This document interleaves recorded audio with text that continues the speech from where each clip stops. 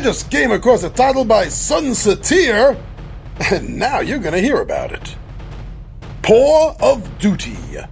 This is a 2-player game for ages 7 and up, and should take you about 30 to 60 minutes to play. Paw of Duty is a 2-player non-collectible card game of tactical kitty warfare, where each player commands a kitty squad to regain control of a war-torn city. Players will choose and deploy feline huntress, pilot, and tank units into the battle zones each turn. Commands are issued to units using tactic cards, allowing players to control key spaces and capture enemy kitties with clever use of position-based combo system. Win the game through superior unit placement, or focus on capturing the enemy's units to amass end-game victory points.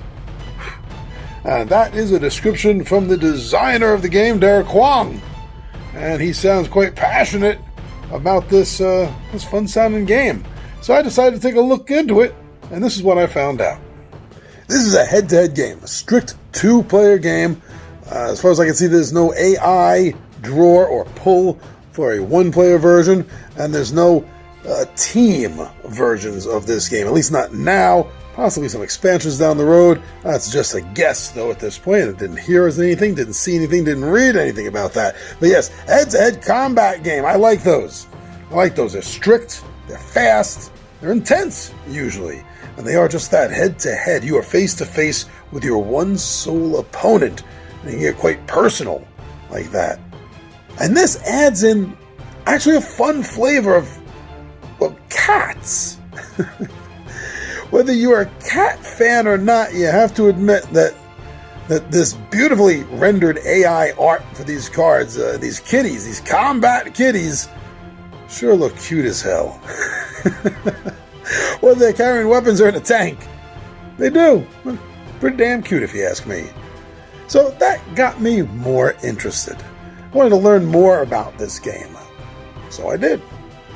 As you could probably tell from the title of this game, this is a spoof of Call of Duty, and it's done very tongue-in-cheek, but yet at the same time with overtones of seriousness in it, and the whole thing overlaid with fun and cute-looking combat cats. I like spoof games. I do. I think there's always room on a shelf for a game that spoofs something that's fun and well-known. So I kept looking into this. The designer, as well as other things I could find online about this, all do point to the fact that they try to keep this, rather rules simple kind of game, nothing too heavy, and that's always good. Especially if you're trying to draw in new players to a game. Now, I'm not just saying as a gateway game, the new players in general, but just new players to this particular title.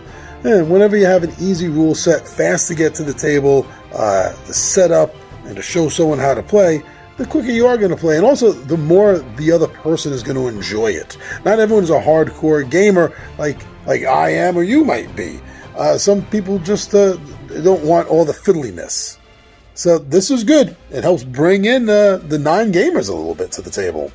So I see that there's apparently 2 win scenarios in this game, and that's either by capturing a certain number of the enemy kitties. It was fun saying that.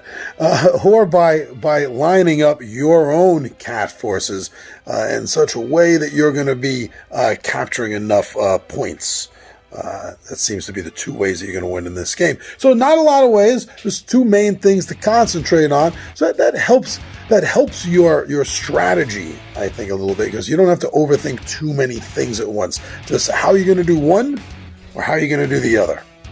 Another thing I found that I like about the game is it doesn't take up a lot of space on the table. It doesn't leave a huge footprint that you're going to have to deal with. It's basically a 5x5 card pattern setup. So right there, that's you don't need a huge area to play this game. That's great. I love that. It's also not a very big game. It's really just some cards, basically at its core. So it's an easy pick up and take with you game. You can travel with it. You can bring it places, a friend's place, vacation. And it says it doesn't take a lot of time to actually play. This could be a lunchtime game even. So, I mean, that's always nice. I like big games, but every now and then you do want a small package game. You need them. So definitely this is calling out to the fans of Call of Duty. The whole spoof part of this, as I mentioned earlier. And also, obviously, to the cat lovers. But I think it's a good combination. It does work well, from what I can see, putting these two things together. It makes me very interested in this game. I'm not a cat owner. I've always been more of a dog person myself, but I have nothing against cats, and I do understand how damn cute they can be. So this is the kind of game that I think myself and my buddies, my players, my friends, 20-sided warriors, we would enjoy this game, I think. It's not going to take a lot of time to play, so it could make a good filler game too, especially if you have like a combat game set up for the day. One of the bigger, larger game. This could be a great, just kind of get in the mood style game to play before you run your bigger game. But I don't know yet. I would like to get this game, try it, see it, and then I can report it back to you all. So that's what I think, and that's what's been drawing my attention to Paw of Duty. So go get some more information on this game, if anything at all that I said interested you.